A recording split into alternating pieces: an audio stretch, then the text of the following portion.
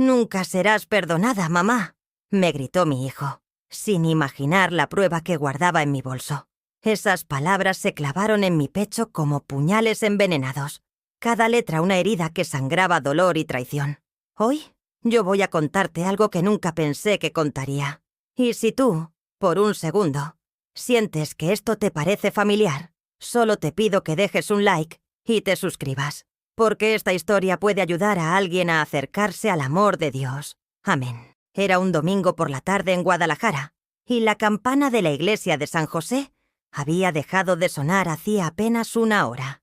Yo regresaba de misa con mi Biblia gastada entre las manos, las páginas amarillentas del libro de Job, marcadas con lágrimas secas. Mis dedos arrugados y manchados por la edad acariciaban el rosario que mi difunta madre me había regalado el día de mi primera comunión, hace ya 70 años. Mi pequeña casa en la colonia moderna olía a café de olla y a las flores de cempasúchil que mantenía frescas frente a la imagen del Sagrado Corazón de Jesús. La luz dorada del atardecer se filtraba por las cortinas descoloridas, creando sombras danzantes sobre las fotografías familiares que cubrían la mesa del comedor. Retratos de tiempos mejores, cuando Ricardo era niño y me abrazaba como si yo fuera su héroe. Esa tarde había orado especialmente por él. Señor Jesús, había susurrado en la soledad de mi recámara, dale sabiduría a mi hijo, que vea la verdad, que no permita que su corazón se endurezca. Pero mis súplicas parecían rebotar contra el techo como palomas heridas que no encontraban el cielo. El timbre sonó exactamente a las 4 de la tarde. Reconocí inmediatamente su silueta alta y elegante a través del cristal esmerilado de la puerta. Ricardo llegaba vestido con ese traje azul marino que costaba más de lo que yo recibía en 3 meses de pensión. Su cabello perfectamente peinado con gel importado, los zapatos de piel italiana brillando bajo el sol tapatío. «Mamá», dijo al entrar, pero su voz ya no tenía la calidez de antes. Era fría, distante, como el aire acondicionado de esas oficinas donde trabajaba en el centro de la ciudad. Detrás de él venía Samantha, su esposa, esa mujer que había aparecido en nuestras vidas como una tormenta disfrazada de primavera. Alta, rubia de salón, siempre vestida como si fuera a una fiesta de revista. Sus tacones repiqueteaban contra mis mosaicos humildes como pequeños martillos que golpeaban mi tranquilidad. Llevaba un vestido blanco que probablemente costaba lo mismo que mi renta de 6 meses, y esa sonrisa perfecta que había aprendido a desconfiar. «¿Has estado disfrutando los 7.000 pesos que te mando cada mes?», preguntó Ricardo sin siquiera sentarse, sus ojos evitando los míos. El mundo se detuvo. El reloj de pared dejó de hacer tic-tac. Hasta las moscas parecieron quedarse inmóviles en el aire espeso de la tarde. 7.000, respondí, mi voz apenas un susurro tembloroso. Hijo mío, yo no he recibido ni un peso. Es la parroquia quien me ayuda cada semana con la despensa básica. Vi cómo se le fruncía el ceño, cómo su mandíbula se tensaba, y vi cómo Samantha se convertía en estatua de sal, su sonrisa congelándose como hielo bajo el sol. «¿Cómo que no, mamá?», insistió él, su voz subiendo de tono. «Yo te envío religiosamente el dinero cada día 15. Samantha se encarga personalmente de traértelo aquí». Mi corazón se hundió hasta el fondo de mi alma. Samantha, esa mujer que apenas me visitaba cada 3 meses, y cuando lo hacía, se quedaba parada en la puerta como si mi pobreza fuera contagiosa. «No es cierto, hijo», dije, mi voz débil pero firme como la fe que me sostenía. «Ella nunca me ha dado nada. Yo sobrevivo gracias a la caridad cristiana del padre Miguel y la hermana Carmen. Si hubiera recibido ese dinero, no estaría comiendo frijoles refritos todos los días, ni pidiendo ayuda para pagar la luz». El silencio que siguió fue como una losa de cemento sobre mi pecho. Podía escuchar los latidos de mi corazón enfermo, el zumbido del refrigerador viejo, el ladrido lejano de los perros del vecindario. Ricardo la miró. Ella mintió con la desfachatez del diablo. Dijo que siempre dejaba el sobre en mi mesa, que platicábamos, que yo le agradecía con lágrimas en los ojos. Mentira, mentira fría, calculada, venenosa. Y fue en ese preciso momento, como si Dios hubiera orquestado una revelación divina, que la hermana Carmen llegó con mi despensa semanal: 1 kilo de arroz, medio kilo de frijoles, una botella de aceite y algunas tortillas. Una verdad con hábito religioso y delantal blanco. Ricardo la vio entrar. Sus ojos se abrieron como platos. Y supo todo sin que yo tuviera que demostrar nada más. Pero en lugar de pedir perdón, en lugar de abrazar a su madre que había vivido en la miseria mientras su esposa se compraba vestidos con mi dinero, mi hijo, mi carne, mi sangre, me gritó con una rabia que jamás había visto en sus ojos: «Nunca serás perdonada, mamá». Esas palabras cayeron sobre mí como piedras sobre un cristal. Se rompió algo dentro de mi pecho que hasta hoy no ha terminado de sanar, sin imaginar que en mi bolso, guardada como un tesoro sagrado, tenía la única prueba que cambiaría todo para siempre. La hermana Carmen se quedó parada en mi umbral, sus ojos bondadosos moviéndose de Ricardo a Samantha, sintiendo la tensión que cortaba el aire como navaja.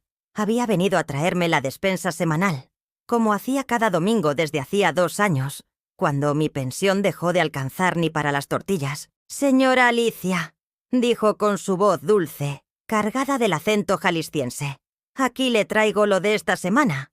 El padre Miguel mandó un poquito de queso fresco que donó la señora de la tienda». Ricardo miraba la escena como si hubiera visto un fantasma. Su madre, la mujer que lo había criado con amor infinito, recibiendo caridad. La misma madre a quien él creía enviar 7.000 pesos mensuales. Pero no fue el final de mi humillación. Fue apenas el principio. Durante 45 años había vivido para ese hijo. 45 años lavando ropa ajena en el lavadero del patio para pagarle la escuela privada. Para que tuviera los zapatos que yo nunca pude comprarme. Para que comiera carne mientras yo me conformaba con el caldo. Cuando su padre nos abandonó para irse con una secretaria 20 años menor, yo trabajé doble turno en la fábrica de textiles. Llegaba a casa con los dedos sangrando de tanto coser, pero siempre con una sonrisa para él.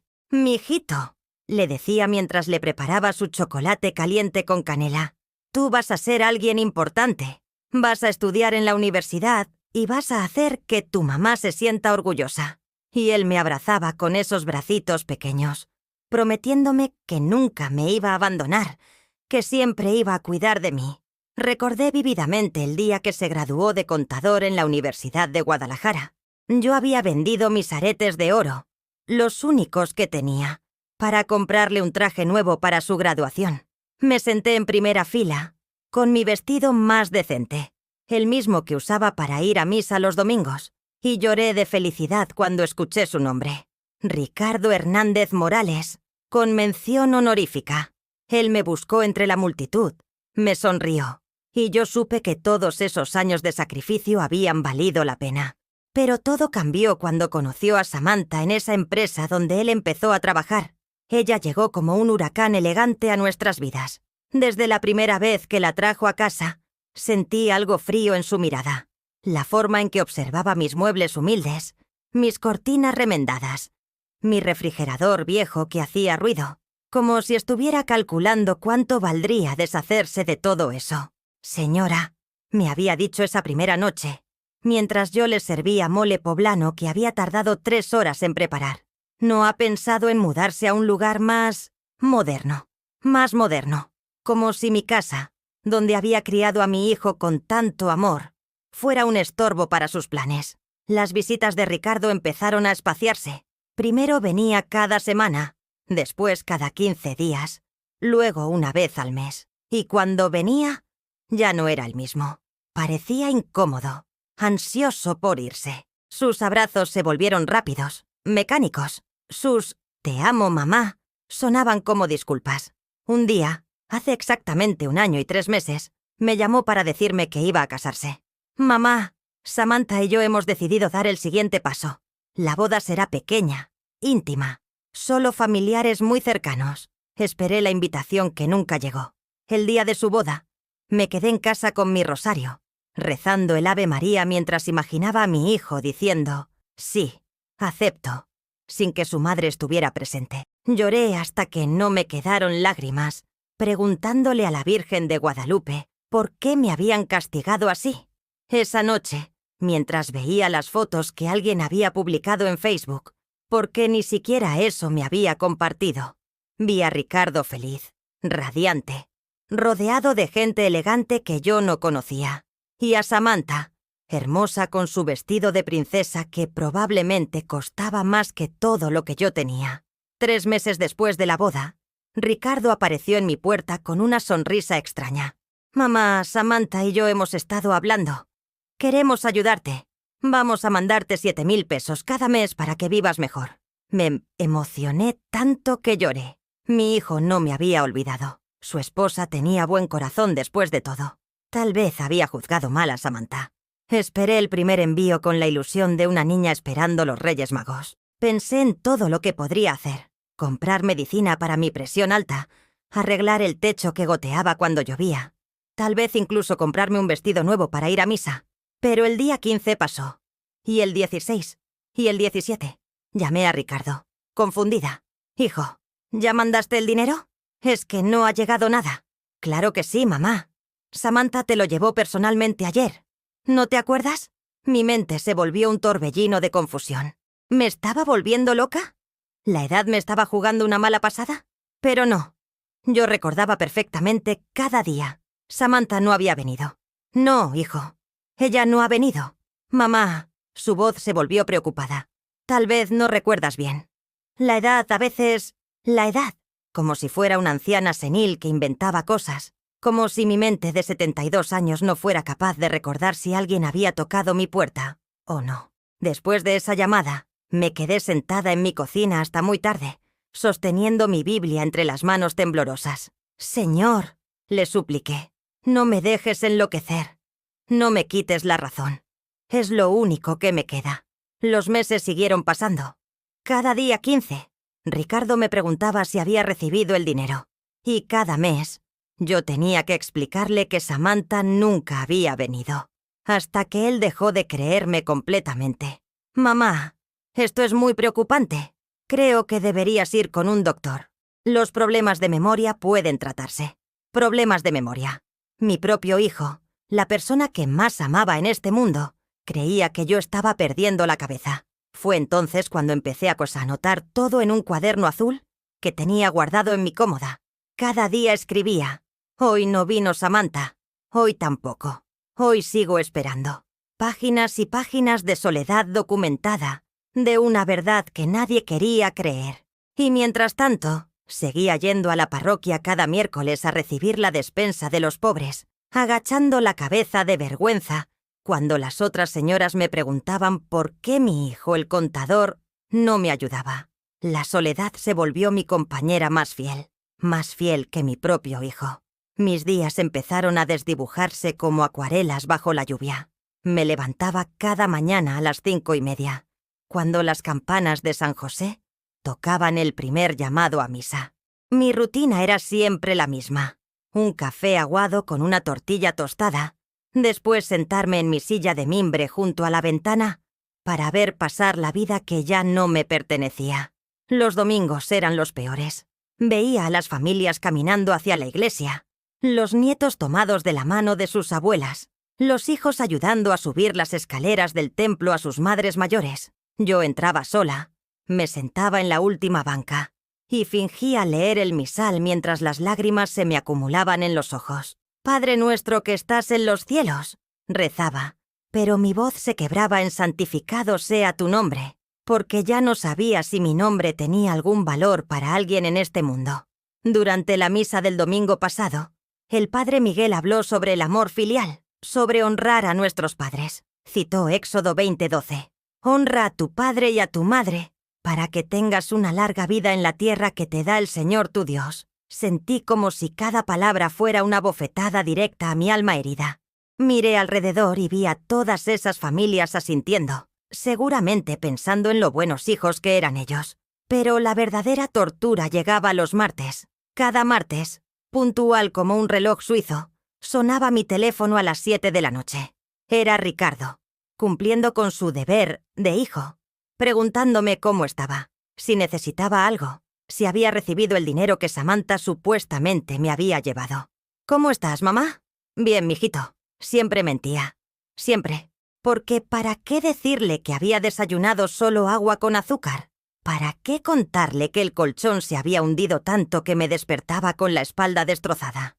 ¿Para qué explicarle que había llorado toda la madrugada del lunes porque era mi cumpleaños y nadie se había acordado? ¿Samantha ya pasó a verte esta semana? Y ahí estaba la pregunta que me partía en dos cada vez. No, hijo. Esta semana tampoco ha venido. Mamá. Y su suspiro de cansancio me llegaba hasta los huesos. Ya hablamos de esto. Ella me dice que sí va, que ustedes platican. Incluso me contó que te vio muy contenta la semana pasada. Contenta. Yo, que no había sonreído genuinamente en meses. Ricardo, yo te juro por esta cruz que tengo en el cuello, por la memoria de tu padre, por la Virgen Santísima, que esa mujer no ha puesto un pie en mi casa. Mamá, por favor no jures en vano. Y por favor, ve con el doctor. Me tienes muy preocupado. El doctor. Siempre volvíamos al doctor. Como si mi pobreza fuera un síntoma de demencia senil. La gota que derramó el vaso fue mi cumpleaños número 73, el 15 de marzo. Una fecha que Ricardo había celebrado conmigo durante 72 años consecutivos. Desde que era un bebé de meses, y yo lo cargaba mientras soplaba las velitas, hasta el año pasado cuando aún me llevaba flores y pastel.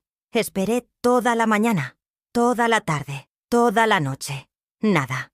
Ni una llamada, ni un mensaje, ni un recuerdo. Al día siguiente, cuando ya no pude soportar más el silencio, lo llamé yo. Hijo, ¿se te olvidó algo ayer? ¿Ayer? No, mamá. ¿Por qué? Mi corazón se desplomó hasta el estómago. Mi propio hijo había olvidado el día en que lo traje al mundo. El día en que casi muero dándole la vida porque fueron 20 horas de parto y el cordón se había enredado en su cuello. Era mi cumpleaños, Ricardo. El silencio del otro lado de la línea duró una eternidad. Ay, mamá, perdóname. Es que he estado muy ocupado con el trabajo y Samantha no me recordó y Samantha no le recordó. Mi nuera tenía que recordarle a mi hijo que su madre había cumplido años, como si yo fuera una obligación más en su agenda, como pagar la luz o sacar la basura. No te preocupes, hijo. Ya pasó, pero no había pasado. Esa herida se quedó abierta, sangrando cada vez que veía mi reflejo en el espejo del baño. Cada vez que me preguntaba para qué seguía viva si la persona más importante de mi vida me había borrado de su memoria. Fue entonces cuando empecé a notar los detalles pequeños pero crueles, como que Ricardo había eliminado las fotos conmigo de su Facebook, como que cuando me encontraba casualmente con vecinos que lo conocían me decían: «Ay, señora Alicia, qué guapo se ve su hijo en las fotos que sube con su esposa. Se ven muy felices viajando por Europa». Europa. Mi hijo estaba paseando por Europa mientras yo contaba centavos para comprar 1 kilo de azúcar. O como aquella tarde en que fui al supermercado Soriana con mis cupones de descuento, buscando las ofertas más baratas, y me topé con Samantha en el pasillo de los quesos importados. Llevaba una blusa que reconocí inmediatamente porque había visto el precio en una revista. 3.000 pesos, casi la mitad de lo que supuestamente me mandaba cada mes. Nos vimos a los ojos. Ella sonrió con esa sonrisa de plástico que ya conocía tan bien. «Señora Alicia, qué casualidad encontrarla aquí. Hola, Samantha. ¿Cómo está? Espero que esté disfrutando el dinerito que le mandamos. Ricardo siempre se preocupa tanto por usted. Dinerito. Como si fuera una limosna. Como si los 7.000 pesos que nunca recibí fueran calderilla». «Sí», le dije, porque ya no tenía fuerzas para discutir. Muy agradecida. La vi alejar sus tacones Louboutin por el pasillo, mientras yo me quedé ahí parada, sosteniendo mi canasta con 2 latas de atún en oferta y un paquete de galletas saladas, sintiéndome como la mujer más pequeña del mundo. Esa noche, arrodillada frente a mi imagen del Sagrado Corazón, le grité a Jesús por primera vez en mi vida: «¿Por qué me tienes así? ¿Qué hice mal? ¿Por qué permites que mi propio hijo me trate como basura? ¿Dónde estás cuando más te necesito?» Y por primera vez en 73 años de vida cristiana, sentí que Dios no me escuchaba, que estaba sola en el universo, abandonada hasta por el cielo. Fue justo en ese momento de desesperación total cuando decidí hacer algo que jamás pensé que haría, algo que cambiaría todo para siempre. Al día siguiente, con las manos temblorosas y el corazón lleno de una mezcla de terror y determinación, marqué el número de Ricardo. Pero esta vez no esperé hasta el martes. Esta vez fui yo quien rompió la rutina. Hijo, necesito verte. Es urgente. ¿Qué pasa, mamá? ¿Estás bien? Ven a mi casa. Trae a Samantha. Necesitamos hablar los tres. Llegaron esa misma tarde. Ricardo con cara de preocupación genuina. Samantha con esa sonrisa nerviosa que no sabía disimular. Se sentaron en mi pequeña sala. Ella alejándose instintivamente del sillón más hundido. Él tambaleando los dedos sobre su rodilla con impaciencia. Mamá, ¿qué pasa? Me tenías preocupado. Respiré profundo. Era ahora o nunca. Ricardo, durante un año he estado tratando de decirte que Samantha nunca me ha traído dinero. Durante un año me has dicho que estoy perdiendo la memoria. Que me vea un doctor. Que estoy inventando cosas. Mamá, ya hablamos de esto. Déjame terminar. Grité por primera vez en mi vida. Mi voz resonó en las paredes de mi humilde casa como un trueno. Durante un año he guardado silencio porque eres mi hijo y te respeto. Pero hoy voy a demostrarte quién está diciendo la verdad. Saqué mi cuaderno azul. Ese cuaderno donde había documentado cada día. Cada ausencia, cada mentira. Aquí está todo anotado. Cada fecha, cada día que esperé a tu esposa, cada día que no vino. 73 páginas de verdad. Ricardo, 73 páginas de una madre que no está loca. Vi cómo se le cambiaba la cara, cómo sus ojos recorrían las fechas, los detalles, la letra temblorosa pero clara de una mujer desesperada por demostrar su cordura. Pero además de esto, continué, sintiendo que finalmente recuperaba mi voz. Tengo algo más. Saqué mi teléfono viejo. Ese Nokia que había aprendido a usar para llamadas básicas y nada más. Pero hace 3 meses, mi vecina Lupita me había enseñado algo muy útil. Cómo grabar las conversaciones. Esta es la conversación que tuvimos el martes pasado. Hijo, escúchala. Presioné play. Nuestra conversación se reprodujo con claridad cristalina. ¿Samantha ya pasó a verte esta semana? No, hijo. Esta semana tampoco ha venido. Mamá, ya hablamos de esto. Ella me dice que sí va. Ricardo se quedó pálido. Samantha se puso de pie como si la hubieran picado con un alfiler. ¿Me has estado grabando, mamá? Sí, respondí con una calma que no sabía que tenía. Porque necesitaba pruebas de que no estoy loca. Porque necesitaba proteger lo único que me queda. Mi dignidad. Fue entonces cuando Samantha explotó, como una bomba que había estado esperando el momento perfecto para detonar. Esto es ridículo. Yo no tengo por qué estar viniendo aquí cada semana. Tengo mi propia vida, mis propias responsabilidades. Samantha, gritó Ricardo, pero ella ya había perdido el control. No, Ricardo, ya estoy harta de este teatro. Tu madre vive en el pasado, esperando que la tratemos como si fuera una reina, cuando obviamente ya no puede valerse por sí misma. Las palabras salían de su boca como veneno puro. Palabras que había estado guardando durante 2 años, esperando la oportunidad perfecta para escupirlas. Y sí, me gasté ese dinero. Lo merezco más que ella. Yo soy quien mantiene a tu marido contento. Yo soy quien construye tu futuro. Ella es solo una carga del pasado. El silencio que siguió fue sepulcral. Ricardo la miraba como si nunca la hubiera visto antes en su vida. Y yo sentí algo extraño. No dolor, no sorpresa. Casi alivio. Finalmente la verdad había salido a la luz. ¿Qué dijiste?, preguntó Ricardo con una voz que no reconocí. Lo que oíste, respondió ella cruzándose de brazos con desafío. Ese dinero sirvió para nuestros viajes, para mi ropa, para la vida que merecemos tener. No para mantener a una vieja que de todos modos va a morir pronto. Esas últimas palabras fueron como bofetadas, pero sorprendentemente no me dolieron, porque finalmente Ricardo estaba viendo a su esposa tal como era realmente. ¡Cállate!, le gritó poniéndose de pie tan bruscamente que tiró la mesita de centro. ¡Cállate la boca ahora mismo!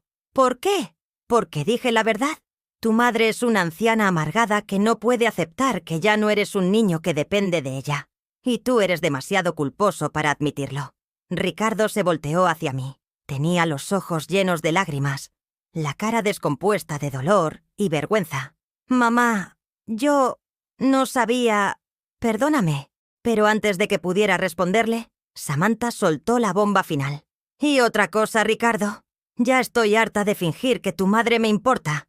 Nunca me importó. Desde el día que la conocí, supe que iba a ser un estorbo en nuestro matrimonio. ¡Basta!, rugió mi hijo con una furia que jamás le había visto. ¡Sal de aquí! ¡Sal de aquí ahora mismo! ¿Me estás corriendo? Te estoy corriendo de la casa de mi madre. Y cuando lleguemos a casa, vamos a tener una conversación muy seria. Samantha se fue dando un portazo que hizo temblar los vidrios de mis ventanas. Ricardo se quedó ahí parado, respirando agitadamente, con las manos hechas puños. Después se desplomó en mi sillón más hundido y lloró. Lloró como cuando era niño y se había raspado las rodillas. Lloró como cuando su papá nos abandonó. Lloró como si acabara de descubrir que el mundo no era el lugar bonito que él creía. «Mamá», me dijo entre sollozos, «soy el peor hijo del mundo».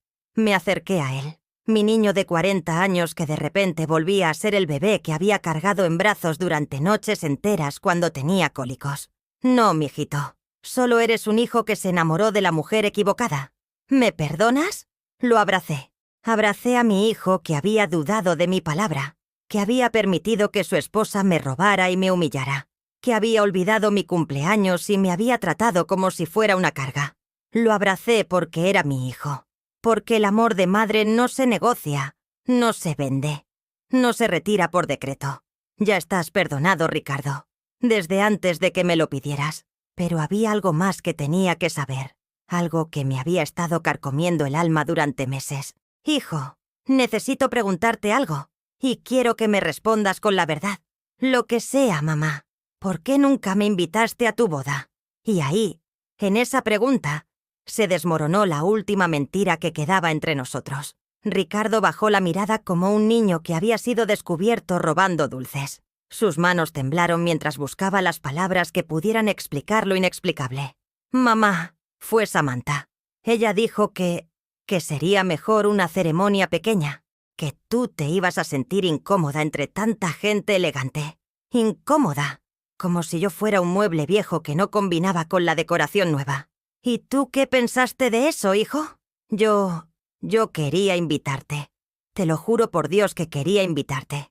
Pero ella me convenció de que sería mejor así. Decía que después podríamos hacer una cena familiar, solo nosotros tres, más íntima. La cena familiar que nunca llegó, como tantas otras promesas que se las llevó el viento. «Mijito», le dije tomándole las manos, «durante 40 años te enseñé a tomar tus propias decisiones. Nunca pensé que ibas a dejar que otra persona decidiera si tu madre podía estar en el día más importante de tu vida». Las lágrimas le corrían por las mejillas como ríos de culpa. «Me equivoqué, mamá. Me equivoqué en todo». En ese momento sonó su teléfono. Era Samantha. La foto de contacto mostraba su sonrisa perfecta. Esa misma sonrisa que había usado para engañarnos a todos durante 2 años. Ricardo miró la pantalla y después me miró a mí. ¿Contesto? «Es tu esposa, hijo. Tú decides», contestó, y puso el altavoz para que yo pudiera escuchar. «Ricardo, ¿ya te calmaste? Mira, lo que pasó allá fue muy desafortunado, pero creo que ambos sabemos que tu madre está empezando a tener problemas mentales. No podemos tomarla en serio. Problemas mentales. Incluso después de haber sido descubierta en flagrante mentira, seguía tratando de hacerme ver como la loca de la familia». «Samantha», dijo Ricardo con una voz fría que no le conocía, «devuélvele el dinero a mi madre». «¿Perdón? El dinero que te robaste. Los 75.000 pesos que debiste haberle entregado durante este año. Se lo vas a devolver». «Ricardo, estás siendo ridículo. Ese dinero se gastó en cosas para nosotros, para nuestro hogar, para tus vestidos, para tus zapatos, para tus viajes de fin de semana con tus amigas mientras mi madre comía frijoles una vez al día». El silencio del otro lado fue largo e incómodo. «Ricardo, creo que estás siendo muy dramático. Tu madre está bien. Mírala, ahí está sentadita en su casita. Mi madre perdió 14 kilos este año. 14 kilos porque no tenía dinero ni para comer. Y tú te compraste un bolso de 15.000 pesos la semana pasada. ¿Cómo sabía eso?». Vi la sorpresa en sus ojos. Y entendí que Ricardo había estado más atento de lo que yo pensaba. «Samantha, Tienes dos opciones. O me devuelves cada peso que le robaste a mi madre, o mañana mismo voy con un abogado y te demando por fraude y abuso de persona mayor. ¿Me estás amenazando? Te estoy dando una oportunidad de arreglar las cosas por las buenas. Ricardo, piénsalo bien. Si haces esto, si eliges a tu madre sobre mí, nuestro matrimonio se acabó. Y ahí estaba, el ultimátum final. La prueba definitiva. Su esposa o su madre. Su futuro o su pasado. Su comodidad o su conciencia. Ricardo me miró. En sus ojos vi al niño que había sido, al joven que había estudiado tanto para hacerme sentir orgullosa, al hombre que se había perdido en el camino pero que tal vez, solo tal vez, podía reencontrarse. Entonces se acabó, Samantha, porque mi madre vale más que todos los vestidos y bolsos del mundo. Y si no puedes entender eso, nunca me conociste realmente. Colgó el teléfono.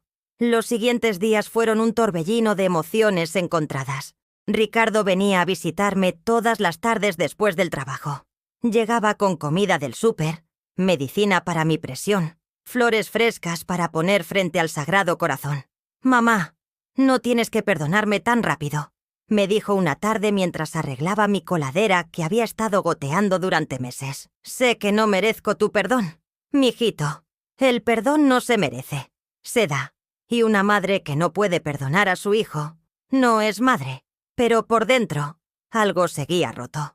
Algo que iba más allá del dinero robado o las mentiras descubiertas. Era la confianza. Esa fe ciega que había tenido en mi hijo durante 40 años se había fracturado como un espejo. Y aunque tratáramos de pegarlo, las grietas siempre iban a estar ahí. Una semana después de la confrontación, Ricardo llegó con papeles en la mano. «Mamá, empecé los trámites del divorcio. Y aquí tienes los 75.000 pesos que Samantha te debe. Más intereses». El sobre era grueso, lleno de billetes que representaban un año de hambre, un año de humillaciones, un año de sentirme invisible. «Hijo, yo no quiero que te divorcies por mí. No me divorcio por ti, mamá. Me divorcio por mí, porque me casé con una mujer que era capaz de robarle a una anciana de 73 años. Porque me casé con alguien que me convenció de excluir a mi madre de mi propia boda. Porque me casé con una persona que no existe. Todo era una máscara. Tenía razón. Pero aún así, yo me sentía culpable. Como si fuera la causante de la destrucción de su matrimonio. ¿Y qué vas a hacer ahora? Empezar de nuevo. Aprender a ser el hijo que siempre debí ser. Y si me das otra oportunidad, tratar de recuperar estos 2 años perdidos». Esa noche, después de que Ricardo se fue, me senté frente a mi imagen del Sagrado Corazón, con los 75.000 pesos en la mesa.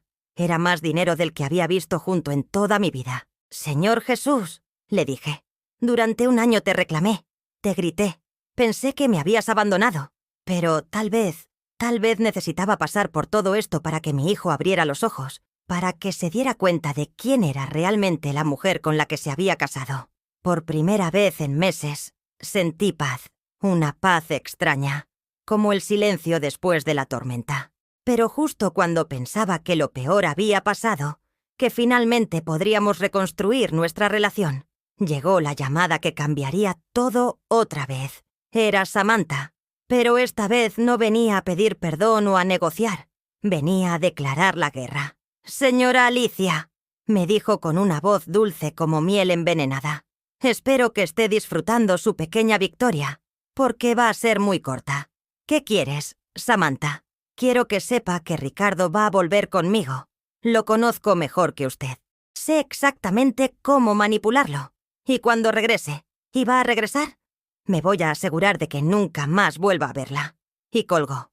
Esa noche no pude dormir, porque por muy malo que hubiera sido todo lo anterior, intuía que lo peor estaba por venir. Y tenía razón. Durante 3 semanas, Ricardo siguió visitándome religiosamente. Cada día después del trabajo, cada domingo para acompañarme a misa. Parecía el hijo perfecto que siempre había soñado tener. Pero yo conocía esa mirada. Era la misma que tenía cuando era niño y había roto algo en la casa. Culpa mezclada con el deseo desesperado de ser perdonado completamente. Una tarde de jueves, mientras preparaba café de olla con canela como le gustaba, noté algo diferente en él. Estaba distraído. Checaba el teléfono constantemente. Parecía un hombre luchando contra sus propios pensamientos. ¿Pasa algo, mijito? No, mamá. Todo bien. Pero no estaba bien. Lo conocía mejor que a mí misma. Había algo que no me estaba diciendo. La verdad llegó el viernes por la noche, cuando ya no pude más con la incertidumbre, y decidí hacer algo que jamás había hecho. Revisar el Facebook de Ricardo desde el celular que me había regalado. Lo que vi me partió el alma. Fotos nuevas de él con Samantha, en restaurantes caros, en su coche, abrazados, sonriendo, como si nada hubiera pasado, como si las últimas 3 semanas hubieran sido solo un mal sueño. El pie de foto de la más reciente decía: los verdaderos amores siempre encuentran el camino de regreso. Segunda oportunidad. Amor verdadero. Sentí que el mundo se me venía abajo otra vez, pero esta vez era diferente. Esta vez no era sorpresa lo que sentía. Era una mezcla de decepción y una extraña sensación de alivio, como cuando finalmente confirmas lo que tu corazón ya sabía, pero tu mente se negaba a aceptar. El sábado por la mañana, Ricardo llegó como siempre, pero algo en su postura me dijo que venía a confesar algo. «Mamá, necesitamos hablar. Siéntate, hijo». Se sentó en el borde del sillón, como quien está listo para salir corriendo en cualquier momento. Samantha y yo estamos tratando de arreglar las cosas. Ahí estaba, la bomba que había estado esperando desde aquella llamada amenazante. «Ya veo», dije, con una calma que me sorprendió a mí misma. Ella ha cambiado, mamá. Se dio cuenta de lo mal que estaba actuando. Quiere pedirte perdón. Quiere empezar de nuevo. ¿Y tú le crees? Sí. No. No sé. Se pasó las manos por el cabello con desesperación. Es que la amo, mamá. Sé que hizo cosas terribles, pero la amo. Y dice que puede cambiar. ¿Y qué pasa conmigo en esa ecuación? Ricardo, tú siempre vas a ser mi madre. Eso nunca va a cambiar. Pero ella es mi esposa. Y quiero intentarlo una vez más. Mi esposa. Como si los papeles de divorcio que había firmado la semana anterior fueran solo un trámite sin importancia. Hijo, ¿te acuerdas de lo que te enseñé cuando eras niño sobre las personas que muestran su verdadero carácter? Mamá, por favor no me hagas esto más difícil. No te lo estoy haciendo difícil. Te estoy recordando quién eres, o quién pensé que eras. Se paró del sillón con impaciencia. Mira, mamá, yo sé que no te gusta Samantha, pero tienes que entender que yo no puedo vivir solo para siempre. Necesito construir mi propia familia. ¿Y yo qué soy entonces? Tú eres mi madre, pero ella es mi futuro. Esas palabras me dolieron más que todas las mentiras, todos los robos, todas las humillaciones anteriores, porque venían del corazón de mi hijo, porque eran sinceras. Me paré también, con la dignidad que me quedaba. Ricardo, si esa mujer es tu futuro, entonces respeto tu decisión, pero quiero que sepas algo muy claro. No voy a volver a pasar por esto. No voy a permitir que me vuelvan a humillar, a robar, a tratar como si fuera un estorbo. Si decides regresar con ella, va a ser sin mí en la ecuación. ¿Me estás dando un ultimátum? Te estoy poniendo límites. Por primera vez en mi vida, te estoy diciendo que no voy a permitir que me lastimen otra vez. Mamá, pero ella ha cambiado. No, Ricardo, ella no ha cambiado. Tú regresaste con ella porque no puedes estar solo. Porque prefieres estar con alguien que te trata mal a estar solo conmigo que te amo incondicionalmente. Lo vi ponerse pálido, pero continué. ¿Y sabes qué es lo más triste de todo esto? Que durante 40 años te enseñé a ser un hombre de valores, a respetar a las mujeres, a defender a los débiles. Y la primera prueba real de carácter que tienes en tu vida adulta, la repruebas. Eliges a la mujer que robó y humilló a tu madre sobre la madre que se sacrificó toda la vida por ti. Eso no es justo. ¿Justo? ¿Te parece justo que yo haya pasado hambre mientras tu esposa se compraba bolsos de 15.000 pesos? ¿Te parece justo que me haya tratado como loca durante un año mientras ustedes vivían su vida perfecta con mi dinero? Ricardo se quedó callado, pero pude ver en sus ojos que ya había tomado su decisión. Antes de que llegara, antes de confesarme lo de Samantha, ya había decidido que su comodidad era más importante que mi dignidad. Ricardo, le dije con la voz más firme que había usado en mi vida. Vete con tu esposa. Sé feliz, pero no vuelvas más a mi casa. Mamá, No digas eso. Sí lo digo. Y lo digo porque te amo. Porque amar a veces significa dejar ir. Porque no voy a permitir que me uses como el plan B cuando tu matrimonio esté mal. Y me abandones cuando esté bien. Se quedó parado en mi umbral, como un niño perdido. ¿Es tu última palabra? Es mi primera palabra verdadera en 40 años. Se fue, sin abrazarme, sin decirme te amo, sin prometerme que iba a reconsiderar su decisión. Se fue. Y yo me quedé ahí parada en mi puerta, viendo cómo se alejaba en su coche de lujo hacia la vida que había elegido. Esa noche, por primera vez desde el confronto, lloré. Lloré como no había llorado nunca. Lloré por el hijo que había criado y perdido. Lloré por los 40 años de sacrificios que aparentemente no habían servido de nada. Lloré por la soledad que me esperaba, más absoluta que nunca. Pero al día siguiente, cuando me desperté, sentí algo extraño, algo que no había sentido en años. Libertad. Por primera vez en mi vida, no tenía que preocuparme por lo que pensara Ricardo. No tenía que moderar mis palabras para no molestarlo. No tenía que pretender que estaba bien cuando no lo estaba. No tenía que disculparme por existir. Me paré frente al espejo del baño y me vi realmente por primera vez en años. Vi a una mujer de 73 años que había sobrevivido a un marido infiel, a la pobreza, a la traición de su propio hijo. Vi a una mujer que acababa de encontrar su voz después de 7 décadas de silencio. Alicia, me dije a mi reflejo, tal vez ya es hora de que vivas para ti. Y por primera vez en muchísimo tiempo, sonreí. Una sonrisa real, no forzada, no para complacer a nadie más que a mí misma. Esa mañana hice algo que no había hecho en años. Me vestí bonito. No porque fuera domingo, o porque tuviera algún compromiso, sino porque quería sentirme bien conmigo misma. Me puse mi vestido azul favorito. Me peiné con cuidado.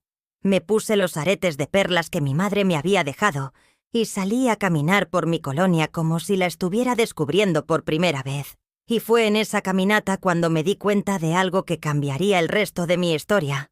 La colonia moderna se veía diferente cuando la recorría sin prisa, sin la angustia de llegar rápido a casa para esperar una llamada que tal vez no llegaría, o para preparar comida para alguien que tal vez no vendría. Los jacarandás estaban floreciendo, pintando las banquetas de morado, y yo nunca me había detenido a admirarlos realmente. Me senté en una banca del pequeño parque que estaba a 3 cuadras de mi casa. Un parque al que había pasado por enfrente miles de veces, pero donde nunca me había sentado porque no tenía tiempo, o porque la gente iba a pensar que no tenía nada que hacer. ¿Y qué si no tenía nada que hacer? ¿Qué había de malo en una mujer de 73 años que se sentaba en un parque a ver pasar la vida? Fue ahí, sentada en esa banca de concreto bajo la sombra de un fresno centenario, cuando escuché la voz de Dios por primera vez en años. No fue una voz literal, fue más como un susurro en mi corazón, una certeza que se instaló en mi pecho como agua fresca después de años de sed. Alicia, tu vida no ha terminado, apenas está comenzando. Me quedé ahí sentada durante horas, viendo pasar a las madres jóvenes con sus carritos de bebé, a los niños correteando entre los juegos, a las parejas de ancianos tomados de la mano. Y por primera vez no sentí envidia ni tristeza. Sentí posibilidad. Esa tarde, cuando regresé a casa, hice algo revolucionario. Saqué papel y lápiz y escribí una lista. Pero no una lista de pendientes o de cosas que necesitaba comprar. Una lista de cosas que quería hacer. Cosas que había aplazado durante 40 años porque primero estaba Ricardo. 1. Aprender a usar bien el teléfono inteligente que me regaló Ricardo. 2. Unirme al grupo de oración de mujeres mayores que la hermana Carmen siempre me invitaba. 3. Tomar clases de repostería en el centro comunitario. 4. Visitar a mi prima Elena en Zapopan. No la he visto en 5 años. 5. Comprarme ropa nueva, no de segunda mano. Nueva. 6. Pintar mi casa de un color alegre. 7. Adoptar un perrito de la calle para que me haga compañía. 7 cosas. 7 sueños pequeños que habían estado dormidos en algún rincón de mi alma durante décadas. A la mañana siguiente, martes, en lugar de quedarme en casa esperando la llamada semanal de Ricardo, que ya no iba a llegar, me bañé, Me vestí, desayuné despacio como si fuera domingo, y me fui caminando a la parroquia. «Hermana Carmen», le dije a la monja que había sido tan buena conmigo durante los meses más duros. «Quiero unirme al grupo de oración de los jueves». Sus ojos se iluminaron como si le hubiera dado la mejor noticia del mundo. «Ay, señora Alicia, qué gusto me da escucharla decir eso. Las señoras la van a recibir con mucho cariño, y créame que la van a entender perfectamente». El jueves llegué al salón anexo de la iglesia con mi Biblia bajo el brazo y los nervios de una adolescente en su primera cita. Había 8 mujeres sentadas en círculo, todas mayores de 60, todas con esa expresión de paz que solo da haber sobrevivido a las tormentas de la vida. Se llamaban Esperanza, Mercedes, Guadalupe, Rosa, Carmen, Dolores, Consuelo y Paz. Nombres de mujeres de otra época, mujeres que habían criado hijos en tiempos difíciles, que habían enterrado esposos, que habían trabajado hasta que el cuerpo les dijo: «Basta». «Bienvenida, hermana», me dijo Esperanza, una señora de pelo completamente blanco y sonrisa dulce. «Aquí todas hemos pasado por valles oscuros, pero Dios nunca abandona a sus hijas». Y fue ahí, sentada en esa silla de plástico en un salón que olía a incienso y a café instantáneo, donde empecé a sanar realmente. Cada una contó su historia. Mercedes había sido abandonada por sus 3 hijos cuando enviudó. La dejaron sola en un asilo hasta que decidió salirse y vivir su vida con dignidad. Rosa había perdonado a un esposo que la había golpeado durante 30 años hasta que se murió, y ahora trabajaba ayudando a mujeres maltratadas. Dolores había criado sola a 5 hijos cuando su marido se fue con otra mujer, y ahora era abuela de 15 nietos que la adoraban. Historias de dolor que se habían transformado en historias de fortaleza. Historias de mujeres que habían tocado fondo y habían decidido que merecían algo mejor. Cuando llegó mi turno, les conté todo, todo. El robo, las mentiras, la humillación, la traición, la decisión de Ricardo, mi decisión de ponerle límites. «Hermana», me dijo Consuelo cuando terminé, «usted hizo lo que todas nosotras deberíamos haber hecho hace años: defenderse, honrar su propia vida. Dios no nos puso en este mundo para ser tapetes de nadie, ni siquiera de nuestros hijos. Pero me siento culpable», confesé, como si fuera una mala madre por haberlo corrido. «¿Sabe qué dice la Biblia sobre honrar a los padres?», preguntó Mercedes, abriendo su Biblia gastada. «Dice que los hijos deben honrar a sus padres, pero también dice en Efesios: padres, no exasperen a sus hijos. Es una relación de 2 vías. Hermana, el respeto se gana y se mantiene. Esas mujeres se convirtieron en mi nueva familia, una familia elegida, no impuesta, una familia que entendía que el amor verdadero a veces requiere límites firmes. Empecé a acompañarlas no solo los jueves para orar, sino los sábados para visitar enfermos en el hospital, los domingos para preparar comida para los indigentes, los lunes para las clases de alfabetización que daban a adultos mayores. Por primera vez en décadas, mi vida tenía propósito más allá de ser la mamá de Ricardo. Un mes después de mi ruptura definitiva con mi hijo, me atreví a algo que jamás había hecho. Me inscribí en las clases de repostería del centro comunitario. «Nunca es tarde para aprender algo nuevo», me dijo la instructora, una mujer de mi edad llamada Leticia, que había empezado su negocio de pasteles a los 65 años después de enviudar. Mis manos, que habían cocinado comida básica durante 70 años, aprendieron a crear obras de arte con harina, huevos y azúcar. Aprendí a hacer 3 leches perfectos, flanes sin grumos, gelatinas en capas que parecían vitrales comestibles. Y algo mágico empezó a pasar. La gente empezó a pedirme pasteles, para cumpleaños, para bautizos, para primeras comuniones. Mi cocina se llenó de aromas dulces, y mi billetera empezó a llenarse de billetes ganados con mi propio talento. «Señora Alicia», me dijo mi vecina Lupita una tarde, «usted debería poner un negocito. Nunca he probado un 3 leches tan rico». «¿Un negocio?», yo, a los 73 años, empezando un negocio. La idea me dio risa primero, después me dio miedo, y finalmente me dio emoción. Con los 75.000 pesos que Ricardo me había devuelto, compré ingredientes de calidad, moldes profesionales, una batidora industrial usada pero en buen estado. Mandé hacer tarjetas de presentación que decían Alicia's dulces tradicionales, hechos con amor y experiencia.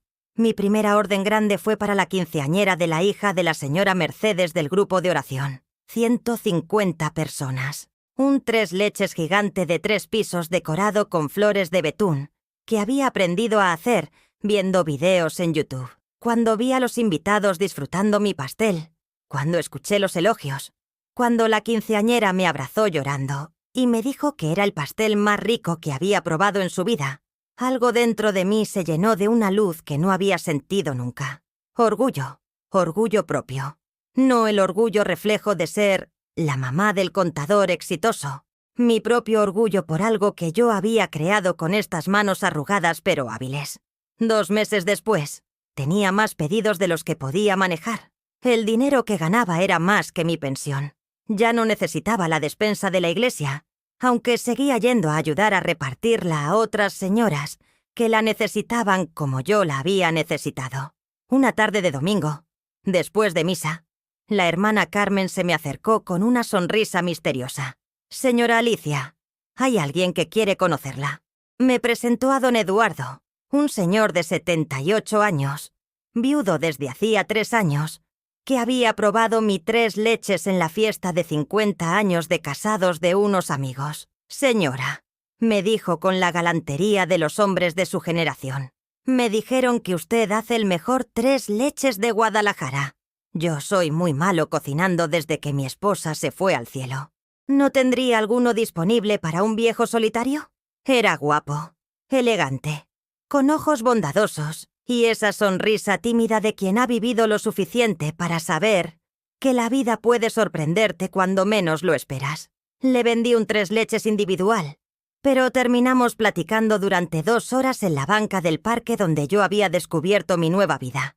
Don Eduardo había sido maestro de primaria durante 40 años. Tenía 3 hijos que vivían en otros estados y lo visitaban en Navidad y en su cumpleaños. Su esposa, Esperanza, había muerto de cáncer después de 50 años de matrimonio. «Señora Alicia», me dijo mientras compartíamos el pastel que le había vendido, «¿sabe qué es lo más difícil de enviudar? ¿El silencio?». Le pregunté recordando mis propios silencios. «No, lo más difícil es recordar quién era uno antes de ser esposo, antes de ser papá. Pasas tanto tiempo siendo para otros que un día te despiertas y no sabes quién eres para ti mismo». Sus palabras me llegaron al corazón porque describían exactamente lo que yo había vivido. Toda mi vida había sido la esposa de Raúl, después la mamá de Ricardo, después la abuela que nunca fui porque mi nuera no me lo permitió. Pero nunca había sido simplemente Alicia. Empezamos a vernos los domingos después de misa. Caminábamos por el centro histórico de Guadalajara. Visitábamos museos que nunca había tenido tiempo de conocer. Comíamos en restaurantes modestos, donde él insistía en pagar porque así me educaron. No era romance, era compañía. Era tener alguien con quien compartir un atardecer sin tener que explicar por qué te gusta quedarte callado viendo cómo el cielo se pinta de colores. Era tener alguien que entendiera que a nuestra edad la amistad vale más que las pasiones juveniles. «Alicia», me dijo una tarde mientras veíamos a los nietos de otros jugar en la fuente de la plaza, «usted me devolvió las ganas de levantarme por las mañanas, y usted me enseñó que se puede empezar de nuevo a cualquier edad, don Eduardo». 6 meses después de haber cortado la relación con Ricardo, mi vida era completamente diferente. Tenía amigas que me valoraban, un negocio próspero, una rutina que me llenaba de satisfacción y la compañía de un hombre bueno que me respetaba. Mi casa ya no era el refugio triste donde esperaba llamadas que no llegaban. La había pintado de un amarillo alegre. Había comprado plantas nuevas para el jardín. Había adoptado a Luna, una perrita mestiza que me había encontrado en la puerta de la iglesia y que ahora se había convertido en mi sombra fiel. Una mañana de martes, exactamente 8 meses después del último adiós, sonó mi teléfono. El nombre en la pantalla me hizo detener el corazón por un segundo. Ricardo. Lo dejé sonar 3 veces antes de contestar. «¿Bueno? Mamá, soy yo». Su voz sonaba diferente, cansada, quebrada. «Hola, Ricardo. ¿Cómo estás?» «Muy bien, gracias. ¿Y tú? Un silencio largo. Podía escuchar su respiración entrecortada al otro lado de la línea. Mamá, ¿podemos vernos? Necesito hablar contigo. ¿Pasó algo? Sí. No. Es complicado. Por favor. 2 horas después estaba parado en mi puerta. Pero no era el mismo Ricardo que había salido de mi casa 8 meses atrás. Este hombre había perdido peso. Tenía ojeras profundas. La ropa arrugada como si hubiera dormido con ella puesta. ¿Qué pasó, hijo? Samantha se fue. Mamá, se fue y se llevó todo. Se desplomó en mi sillón y lloró como no había llorado desde que era niño. La historia salió a pedazos, entre sollozos y palabras entrecortadas. Samantha había estado teniendo una aventura con su jefe durante meses. Había vaciado las cuentas bancarias de Ricardo. Se había llevado los muebles, el coche, hasta el perro que habían adoptado juntos. Me dejó una carta, mamá. Una carta horrible donde me dice que nunca me amó realmente, que solo estaba conmigo por estabilidad económica, que ya encontró a alguien mejor. Las palabras que me había dicho el día que decidió regresar con ella me resonaron en la memoria. Ella es mi futuro. ¿Y sabes qué es lo peor de todo? Continuó. Que tenía razón. Tú tenías razón en todo. Y yo te abandoné por una mujer que al final me abandonó a mí. Me senté en el sillón de enfrente. La misma posición en la que habíamos tenido nuestra última conversación. Pero esta vez, yo era diferente. No era la mujer desesperada rogando por el amor de su hijo. Era una mujer que había encontrado su propio valor. Ricardo, le dije con calma, lamento mucho lo que te pasó. Nadie merece ser traicionado así. ¿Me perdonas, mamá? ¿Puedes perdonarme por haber sido el peor hijo del mundo? Lo miré, realmente lo miré. Vi al hombre de 40 años que lloraba como niño, pero también vi al hijo que había elegido el dinero de Samantha sobre mi dignidad, que había elegido su comodidad sobre mi bienestar, que había venido a buscarme solo cuando se quedó sin otras opciones. Ya estás perdonado, Ricardo. Te perdoné desde antes de que me lo pidieras. Como siempre. Vio algo diferente en mi tono y se enderezó en el sillón. ¿Puedo quedarme aquí mientras encuentro otro lugar? No. La palabra salió de mi boca con una firmeza que me sorprendió. Incluso a mí. ¿No? No, hijo. No puedes quedarte aquí. Pero, mamá, no tengo a dónde ir. Ricardo, durante 8 meses yo tampoco tuve a dónde ir emocionalmente. Y aprendí a construir mi propia vida. Aprendí que amar no significa ser un refugio incondicional para las malas decisiones de otros. Se quedó callado, procesando mis palabras. Te voy a ayudar a encontrar un departamento pequeño. Te voy a prestar dinero si lo necesitas. Pero no vas a usar mi casa como hotel mientras decides qué hacer con tu vida. Mamá, yo ¿Pensaste que iba a estar aquí esperándote como siempre? ¿Pensaste que iba a abrir mis brazos y pretender que no pasó nada? Me paré y fui a la cocina. Regresé con un 3 leches que había hecho esa mañana para don Eduardo. Hijo, este pastel lo hice con mis propias manos, con el talento que descubrí a los 73 años. Lo voy a vender por 300 pesos y con ese dinero voy a pagar mi comida, mi casa, mis gastos. Ya no dependo de nadie. Ya no vivo esperando las migajas de amor de nadie. Sus ojos se llenaron de una comprensión dolorosa. ¿Ya no me amas? Te amo más que nunca, Ricardo. Pero ahora también me amo a mí. Y amar incluye respetar. Y el respeto se gana todos los días. No se hereda por ser hijo. Se fue esa tarde con la promesa de que pensaría en mis palabras. Me abrazó antes de irse. Un abrazo diferente. No era el abrazo desesperado de quien busca perdón instantáneo. Era el abrazo de alguien que finalmente entendía que había perdido algo muy valioso y que recuperarlo iban a tomar tiempo y acciones, no solo palabras. Hoy, 1 año después, Ricardo viene a visitarme cada 15 días. Trae flores, pregunta por mi negocio. Me cuenta de su trabajo, de la terapia psicológica que empezó para entender por qué había tomado las decisiones que tomó. Me ayuda con reparaciones de la casa sin que se lo pida. Me respeta. Nuestra relación es diferente ahora. No es la adoración ciega de una madre desesperada por el amor de su hijo. Es el respeto mutuo entre 2 adultos que decidieron construir algo nuevo sobre las cenizas de lo que se rompió. Don Eduardo y yo seguimos compartiendo domingos y atardeceres. Las señoras del grupo de oración siguen siendo mi familia elegida. Mi negocio de pasteles creció tanto que tuve que contratar a mi vecina Lupita para que me ayude. Luna, mi perrita, me despierta cada mañana lamiéndome la cara, recordándome que hay amor incondicional en el mundo, pero que no siempre viene de donde esperamos. Y yo soy Alicia, no la mamá de Ricardo, no la exesposa de Raúl, no la víctima de las circunstancias. Soy Alicia, una mujer de 74 años que aprendió que nunca es tarde para defenderte, para empezar de nuevo, para descubrir quién eres cuando dejas de vivir para otros. Como dice Isaías 43:19, «He aquí que yo hago cosa nueva, pronto saldrá así a luz.